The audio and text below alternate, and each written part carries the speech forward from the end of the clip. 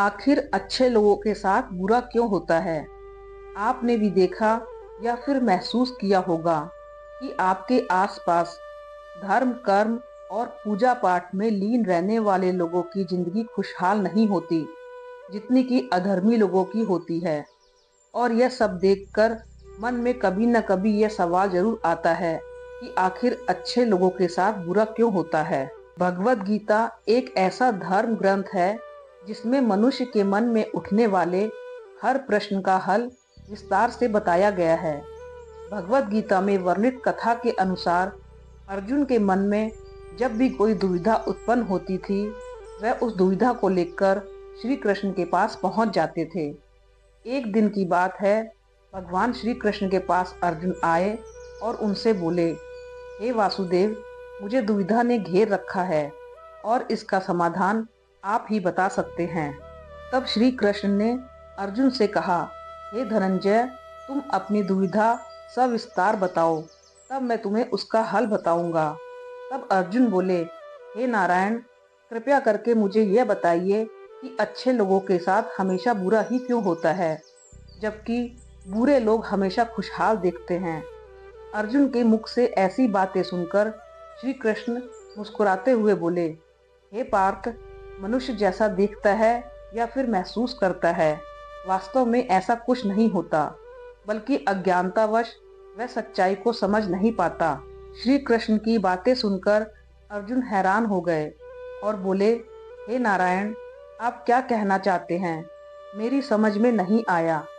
तब श्री कृष्ण बोले, अब मैं तुम्हें एक कथा सुनाता हूँ, जिसे सुनने के बाद तुम समझ जाओगे कि हर एक प्राणी को उसके कर्म के हिसाब से ही फल मिलता है। अर्थात जो बुरा कर्म करता है उसे बुरा फल मिलता है, और जो अच्छा कर्म करता है उससे अच्छा फल मिलता है, क्योंकि अच्छे कर्म और बुरे कर्म तो मनुष्य पर निर्भर करते हैं। प्रकृति प्रत्येक को अपनी राह चुनने का मौका देती है। अब इसका फैसला उसे ही करना होता है कि वह किस राह पर चलना चाहता है। यह व्यक्ति विशेष की इच्छा पर निर्भर करता है। फिर कथा सुनाते हुए श्री कृष्ण बोले, बहुत समय पहले की बात है। एक नगर में दो पुरुष रहा करते थे। उनमें से एक व्यापारी था, जिसके लिए अपने जीवन में धर्म और नीति की बहुत महत्ता थी।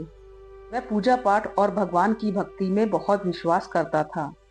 चाहे कुछ भी हो जाए, रोज मंदिर जाना नहीं भूलता। ना ही दान धर्म के कार्यों में किसी प्रकार की कमी रखता था। कुछ भी हो जाए, वह नित्य भगवान की पूजा अर्चना किया करता था। वहीं दूसरी ओर उसी नगर का दूसरा व्यक्ति पहले से बिल्कुल ही विपरीत था। वह प्रतिदिन मंदिर तो जाया करता था, परंतु पूजा पाठ के उद्देश्य से नहीं, बल्कि मंदिर के बाहर से चप्पल और धन चोरी करने के लिए। उसे दान धर्म न्याय नीति किसी से कुछ लेना देना नहीं था। इसी तरह समय बीतता गया और एक दिन उस नगर में जोर की वर्षा हो रही थी, जिसकी वजह से उस दिन नगर के मंदिर में पंडित के अलावा कोई नहीं था। यह बात जब दूसरे व्यक्ति को पता चली तो उसके मन में ख्याल आया, अभी सही मौका है मंदिर के धन को चुराने का, और वह वर्षा में ही मंदिर पहुंच गया। मंदिर पहुंचकर उस व्यक्ति ने पंडित से नजर बचाते हुए मंदिर में मौजूद सारे धन और जेवरात चुरा लिए और बड़ी प्रसन्नता से वहां से निकल गया। उसी समय धर्म कर्म में विश्वास करने वाला व्यापारी भी मंदिर पहुंचा और भगवान के दर्शन किए, परंतु दुर्भाग्य से मंदिर का पुजारी उस बड़े व्यापारी को ही चोर समझ बैठा और शोर मचाने लगा। शोर सुनकर मंदिर में लोगों की भीड़ जमा हो गई और सभी दूसरे व्यापारी को चोर समझ बैठे और उसे अपमानित करने लगे। यह देखकर वह भला व्यक्ति हैरान हो गया और उसे समझ नहीं आ रहा था कि उसके साथ क्या हो रहा है। फिर वह किसी तरह लोगों से बचता हुआ उस मंदिर से निकल गया, लेकिन दुर्भाग्य ने उसका साथ वहां भी नहीं छोड़ा। मंदिर से बाहर निकलते ही वह एक गाड़ी से टकरा गया और घायल हो गया। फिर व्यापारी घर को जाने लगा। तभी रास्ते में उसकी मुलाकात उस दुष्ट व्यक्ति से हुई जिसने मंदिर का धन चोरी किया था।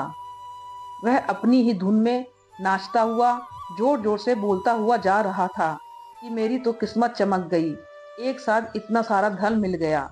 जब व्यापारी ने उस धूर्त आदमी की बातें सुनी तो उसे बहुत हैरानी हुई और क्रोधित भी हुआ। उसने अपने घर जाते ही भगवान की सारी फोटो निकाल कर फेंक दी और भगवान से नाराज होते हुए अपना जीवन व्यतीत करने लगा। कुछ समय पश्चात दोनों ही व्यक्तियों की मृत्यु हो गई और दोनों यमराज की सभा में पहुंचे। व्यापारी ने अपने बगल में उस दुष्ट व्यक्ति को खड़ा देख क्रोधित स्वर में यह पूछा कि मैं तो हमेशा अच्छे कर्म करता था, पूजा पाठ ध्यान धर्म में विश्वास करता था, जिसके बदले मुझे जीवन भर सिर्फ अपमान और दर्द ही मिला, और इस अधर्म करने वाले पापी व्यक्ति को नोटों से भरी पोटली, आखिर क्यों? इस पर यमराज उस व्यापारी को बताया कि पुत्र, तुम गलत सोच रहे हो। जिस दिन तुम्हें गाड़ी से टक्कर लगी थी, वास्तव में उस दिन तुम्हारे जीवन का आखिरी दिन था, परंतु तुम्हारे किए गए अच्छे कर्मों के कारण ही तुम्हारी मृत्यु एक छोटी सी चोट में परिवर्तित हो गई। और इस दुष्ट व्यक्ति के बारे में जानना चाहते हो तो पुत्र, दरअसल उसके भाग्य में राजयोग था, जो कि इसके दुष्कर्म और अधर्म के कारण एक छोटे से धन की पोटली में परिवर्तित हो गया। श्री कृष्ण अर्जुन को यह कथा सुनाने के बाद कहते हैं, हे पार्थ, क्या तुम्हें तुम्हारे प्रश्न का उत्तर मिल गया? ऐसा सोचना कि भगवान लोगों के अच्छे कर्मों को नजरअंदाज कर रहे हैं, यह बिल्कुल भी सत्य नहीं है। भगवान हमें क्या किस रूप में दे रहा है, यह मनुष्य की समझ में नहीं आता। लेकिन अगर आप अच्छे कर्म करते हैं तो भगवान की कृपा सदैव आप पर बनी रहती है। इस कहानी से यह पता लगता है कि हमें कभी भी अपने कर्मों को बदलना नहीं चाहिए, क्योंकि अपने कर्मों का फल हमें इसी जीवन में मिलता है, बस हमें इसका पता नहीं चलता।